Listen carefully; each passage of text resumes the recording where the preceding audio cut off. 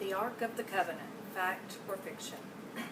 The Ark of the Covenant has long been the subject of numerous debates, theories, and has even been the focus of a blockbuster movie titled The Raiders of the Lost Ark.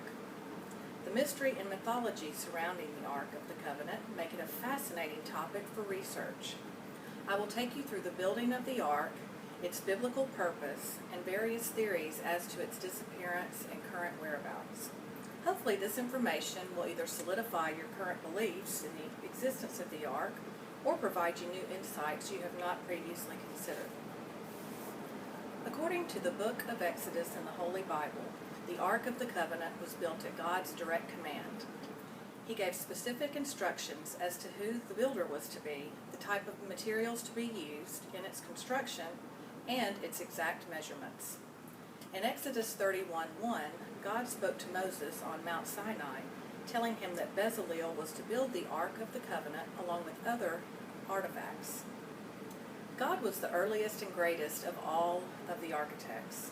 The detail he gave regarding the Ark's construction is truly remarkable. Besides the specific dimensions, his guidelines included the type of wood to be used, which was acacia, the kind of gold overlay, and how the Ark should be carried by his followers. The purpose of the Ark, according to the Scriptures, was to house the testimony, which was the 2 stone tablets upon which God's laws, or the 10 Commandments, were written. The manna, or food from heaven, was also to be put in the Ark, and Aaron's rod that budded were all to be placed in the Ark of the Covenant. The Ark was to be ultimately kept in the tabernacle, which was the holy place that God instructed Moses to build as well. Besides being a vessel for sacred artifacts, the Ark was a vehicle for communication between God and his people. The Ark had supernatural powers for the followers of God. When it was carried by the Levites to the Jordan River, the waters parted just as God had previously parted the waters of the Red Sea, allowing the people to pass through unharmed. Later, Joshua led the people in carrying the Ark around the walls of the city of Jericho for 7 days. On the 7th day, they sounded horns and shouted, which resulted in the walls of Jericho crumbling to the ground. There are abundant theories as to the disappearance and whereabouts of the Ark of the Covenant. Some even speculate about its very existence.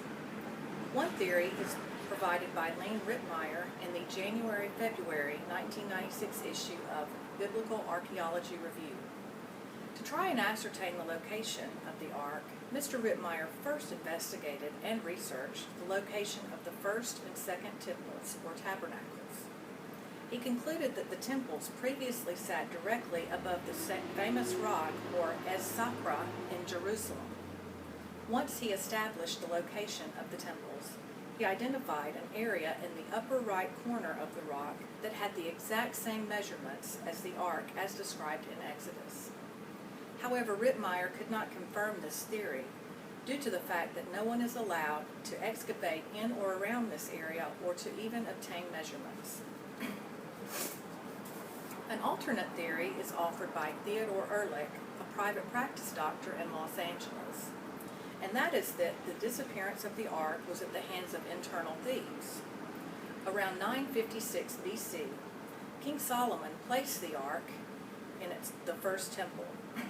A later ruler of Judah named Athaliah is said to have removed and possibly destroyed the Ark out of revenge for Jehu, which was an Israelite commander who had killed Athaliah's entire family. Jehu was a follower of God, while Athaliah followed the practices of Baal. The temple that housed the Ark could have easily been accessed by Athaliah's palace, thereby allowing her or those loyal to her to remove and to destroy it. The final theory of note is one of the late Stuart Monroe Hay, who wrote several books regarding the belief that the Ethiopians currently possess the Ark of the Covenant. This is claimed by the Ethiopians in their text called Kebra Nagast, which translates the glory of the kings. The basis for this theory is that the Queen of Sheba visited King Solomon and slept with him. She is subsequently thought to have returned to her home in Abyssinia and given birth to Solomon's son.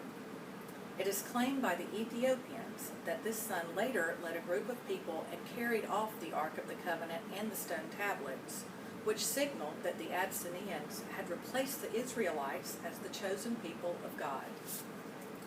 Which of these theories, or any others, are true? Did the Ark really exist and provide supernatural powers to the people of God? How did the Ark disappear? And who, if anyone, currently has it in its possession? What do you now believe?